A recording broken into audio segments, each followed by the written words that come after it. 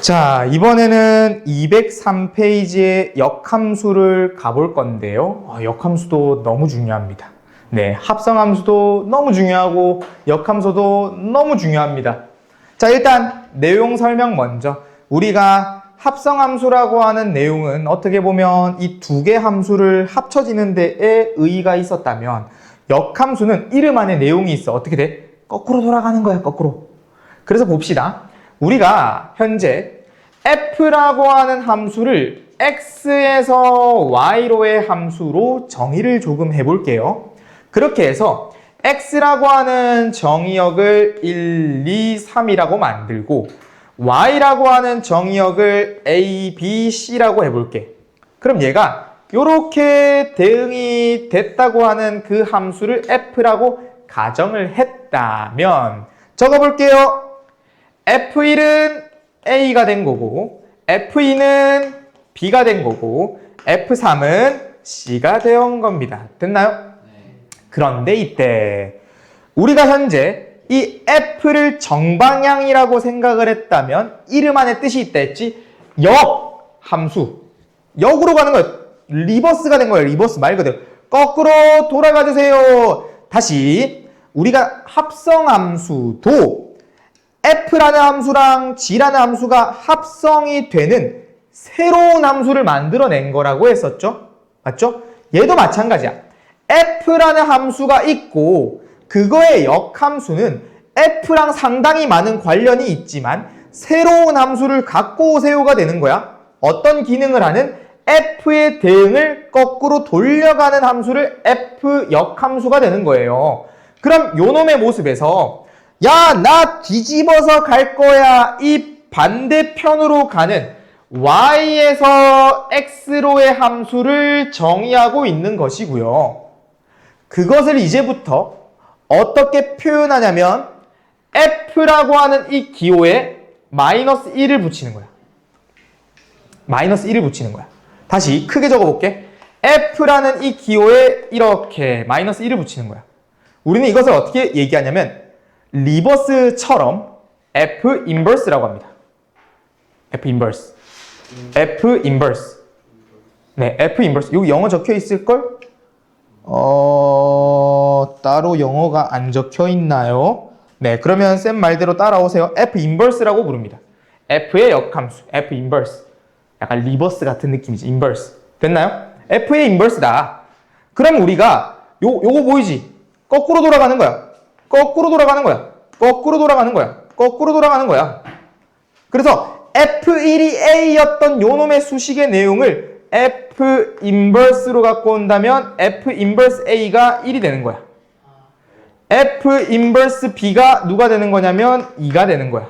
F 인버스 C가 어떻게 되는 거냐면 3이 되는 거야.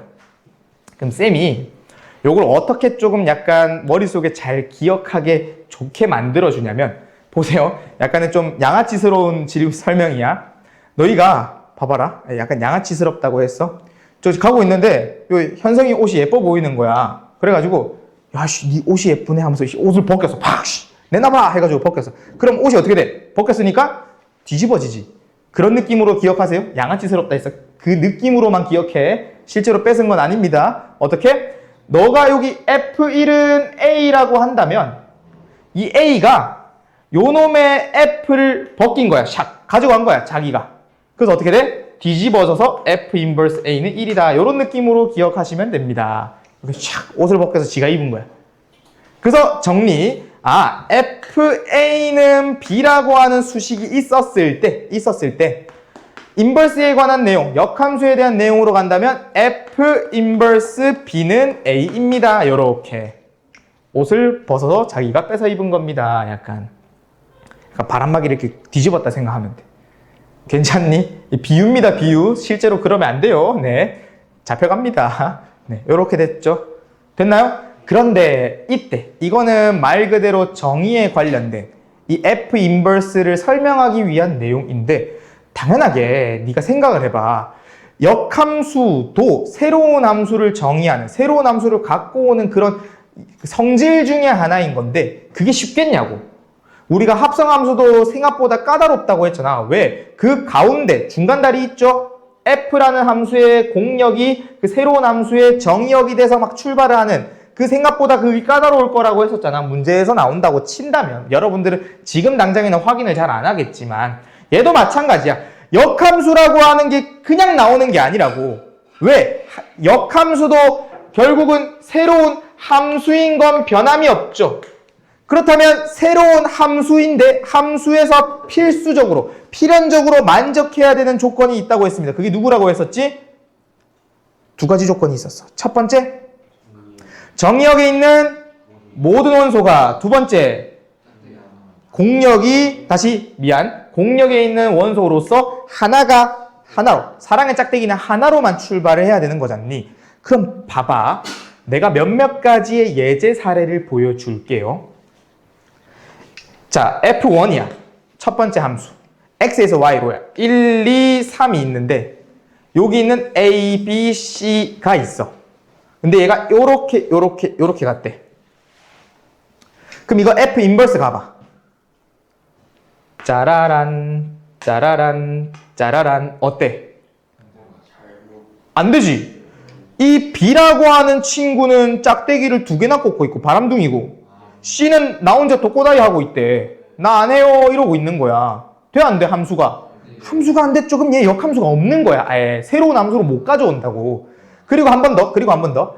1, 2, 3, 4 A, B, C, D, E 요거 겉보기에는 문제가 없어. 대응하는 거에 있어서 겉보기에는 문제가 없어.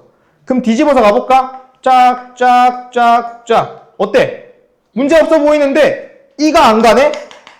E가 대응이 없잖아. 왜? F가 대응이 온 나한테 찔러준 애가 없어요. 내가 삔또가 상한 거야. 아, 나 기분이 너무 나쁩니다. 나도 안 갈래 해버리면 함수가 안 되잖아.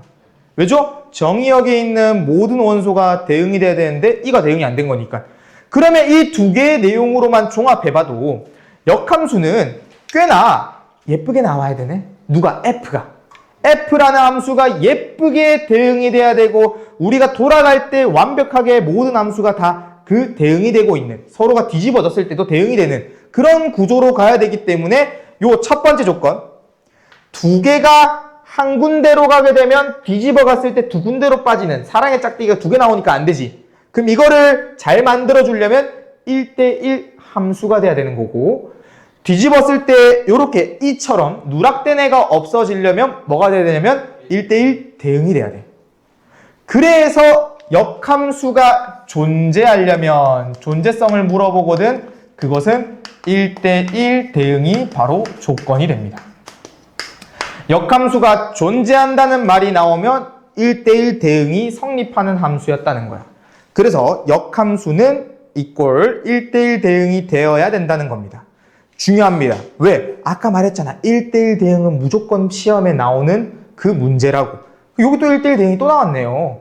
그러니까 1대1 대응은 뗄래야 뗄 수가 없는 구조가 된 겁니다. 자, 그러면 요 아래쪽에 역함수 구하기와 그 넘어가서 역함수의 성질이 있는데 이거는 조금 더 문제를 보면서 천천히 설명을 해보도록 할 거고요. 네, 일단은 끊어가겠습니다.